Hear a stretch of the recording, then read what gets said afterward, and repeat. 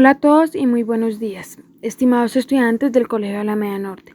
Es un verdadero placer darles la bienvenida a un nuevo y significativo episodio de nuestro programa radial. Soy María José Dávila, su compañera y voz desde la emisora Notas de Excelencia. Y me siento honrada de estar muy acompañada por un equipo de talentosas y dedicadas estudiantes de nuestro colegio. Elisa Nieto Vidales, Verónica Ávila Jaraba, Dana Vanegas y Karen Parra. Juntas tenemos el privilegio de presentarles el programa número 12, una edición muy especial que forma parte de nuestra conmemoración del Día Internacional de la Mujer 2026. En esta emisión nos adentraremos a un tema de profunda relevancia y sensibilidad, el perdón en la vida de mujeres que han enfrentado y superado circunstancias en territorios violentos. Este programa es una iniciativa que llevamos a cabo un gran compromiso los estudiantes del grado 9 con el firme objetivo de crear conciencia. Queremos destacar y reflexionar sobre el inmenso poder, la inquebrantable fuerza y la resiliencia que caracteriza a las mujeres y cómo estas cualidades las impulsan a salir adelante y a superar las más complejas situaciones de violencia. A lo largo de esta misión exploraremos 5 temas fundamentales relacionados con el perdón. Hablaremos del perdón como una decisión consciente y valiente, el perdón que surge a la capacidad de imaginar un futuro mejor, la importancia de superar la violencia no solo físicamente sino también emocionalmente, y cómo abrir nuevas puertas hacia el crecimiento personal a través del perdón. El día de hoy quiero hablar de algo que muchas veces se menciona, pero muy pocas se comprende de verdad: el perdón. A menudo escuchamos frases como tienes que perdonar o ya deberías haberlo superado, como si el perdón fuera una decisión que se toma de un día para otro, como si bastara con decirlo para que todo cambie. Pero la realidad emocional de las personas es mucho más compleja que eso. El perdón no se alcanza simplemente por decisión.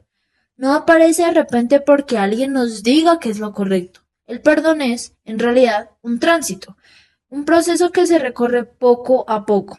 Es un camino que se recorre cuando el entorno emocional deja de ser hostil, cuando el dolor deja de ser presionado o negado, y cuando la persona puede mirar lo que ocurrió sin sentir que vuelve a ser herida en el mismo lugar.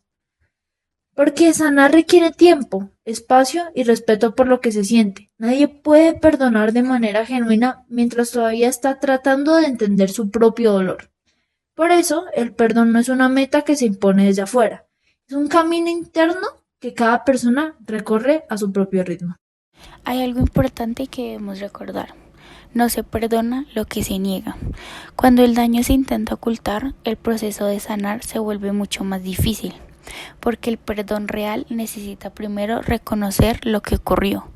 Negar el dolor no se borra, solo lo deja en silencio. Por eso el perdón empieza en territorios honestos, donde lo que pasó puede nombrarse sin excusas y sin minimizar su impacto. Cuando el daño se reconoce con claridad, se abre un espacio diferente, un espacio donde el perdón ya no es una obligación, sino una posibilidad real, porque es precisamente sin minimizar el daño donde puede empezar a construirse un perdón verdadero. Esta entrevista tratará sobre la importancia de escuchar para poder perdonar. A continuación voy a presentar algunas preguntas para reflexionar sobre este tema. ¿Qué significa para ti escuchar para perdonar? Para mí, escuchar para perdonar significa escuchar verdadera y activamente a la persona que está pidiéndonos una disculpa. Porque muchas veces la realidad no es solamente como nosotros la vemos y hay que entender los matices detrás de la situación. ¿Has vivido alguna experiencia personal en la que escuchar al otro te haya ayudado a perdonar? ¿O conoces a alguien que le haya pasado? Conozco muchas personas que le ha pasado y a mí también. En mi caso, gracias a esto me he podido dar cuenta que uno también debe abrirse a escuchar a las demás personas para entender lo que pasa en el contexto. Porque, como mencioné anteriormente, no siempre será como uno piensa las cosas. Tiene que abrirse, entender y así no sea cambiar el cómo uno se siente, aceptar a la persona su lado de la historia. ¿Crees que escuchar es un paso indispensable para poder perdonar? ¿O existen formas de perdonar sin antes escuchar la perspectiva del otro?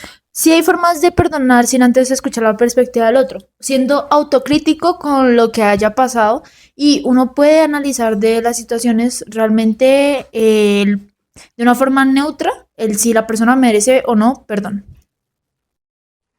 Los espacios donde no se exige superar rápidamente lo ocurrido son los que realmente permiten que el perdón pueda madurar. Cuando una persona tiene la posibilidad de hablar, de sentir, de pensar en lo que vivió sin que alguien le diga constantemente que ya debería haber pasado página, algo importante empieza a suceder. El proceso se vuelve más humano, más respetuoso. En esos espacios seguros, el tiempo deja de ser una presión y se convierte en una oportunidad para comprender, para reconstruirse y para reorganizar las emociones propias. Ahí, el perdón no aparece como una obligación moral ni como una imposición social. Aparece más bien como una posibilidad que puede surgir con el paso del tiempo. Porque perdonar no significa olvidar lo que pasó, ni restarle importancia al daño vivido. Tampoco significa justificar lo injustificable. Perdonar es, muchas veces, una forma de reordenar el dolor, de encontrar una manera de seguir adelante sin que ese dolor siga ocupando todo el espacio de nuestra vida. A veces pensamos que el perdón es solo una decisión de la mente, pero muchas veces empieza en el cuerpo. Cuando alguien ha vivido dolor o conflicto, el cuerpo suele permanecer en alerta, la respiración se vuelve corta, los músculos se tensan y todo parece preparado para defenderse.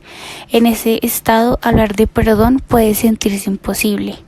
Pero cuando el cuerpo empieza a relajarse, cuando la respiración vuelve a ser tranquila y el miedo deja de ocupar todo el espacio, algo cambia. En ese momento el perdón empieza a volverse imaginable, no porque alguien lo exija, sino porque el cuerpo ya no se siente en peligro. Incluso algo tan simple como respirar sin tensión puede ser el primer paso. A veces recuperar esa calma es ya una señal de que algo dentro de nosotros está empezando a sanar y de que el perdón comienza poco a poco a abrirse camino. Una cosa que también es muy importante es comprender algo que muchas veces se olvida. El perdón crece mejor cuando existen fronteras claras. Durante mucho tiempo se ha pensado que perdonar significa aceptar todo, dejar pasar cualquier cosa o incluso permitir que aquello que nos dañó vuelva a repetirse. Pero el perdón no funciona de esa manera. Cuando todo se permite, cuando no existen límites, el perdón puede confundirse con resignación o con silencio. Puede convertirse en una forma de ignorar lo que realmente necesitamos para sentirnos seguras y respetadas. En cambio, cuando existen límites claros, cuando una persona puede decir con firmeza, esto no se volverá a repetir o esto no te lo permito, el perdón encuentra un lugar mucho más sano para existir. Los límites no rompen el perdón, al contrario, lo ordenan y lo protegen, porque perdonar no es borrar la historia, negar lo que ocurrió, es aprender a vivir sin que ese pasado siga controlando nuestro presente. Y tal vez ahí está una de las formas más profundas de fortaleza. A lo largo de este podcast hemos reflexionado sobre el perdón desde diferentes perspectivas, no como una obligación que alguien debe cumplir rápidamente, sino como un proceso humano que necesita tiempo, honestidad y espacios seguros para poder desarrollarse. Entendemos que el perdón no aparece simplemente porque alguien lo decida, es un camino que se recorre cuando el entorno emocional deja de ser hostil, cuando el dolor puede ser reconocido y cuando existe el espacio suficiente para poder comenzar a sanar. También vimos que el perdón necesita lugares donde las emociones puedan expresarse sin presión ni juicio, porque cuando una persona tiene permiso para sentir y para procesar lo que vivió, el proceso de sanar se vuelve más posible. Recordamos además que muchas veces el perdón empieza en el cuerpo, cuando el cuerpo deja de estar en alerta y la respiración vuelve a sentirse tranquila. El perdón empieza a volverse imaginable. Y algo fundamental, no se puede perdonar lo que se niega. El perdón verdadero nace en territorios honestos donde el daño se reconoce sin minimizarlo y donde también existen límites claros que protejan el bienestar de las personas. Con esto llegamos al final de nuestro podcast conmemorando el Día de la Mujer. Esperamos que estas reflexiones hayan abierto un pequeño espacio para pensar, sentir y comprender mejor los procesos emocionales que muchas veces acompañan nuestras vidas. Muchas gracias por acompañarnos y por escuchar este espacio de reflexión. En este podcast participaron Elizabeth Nieto, Dana Vanegas, María José Dávila y yo, Verónica Ávila. Les agradecemos por estar aquí y por compartir este momento con nosotros.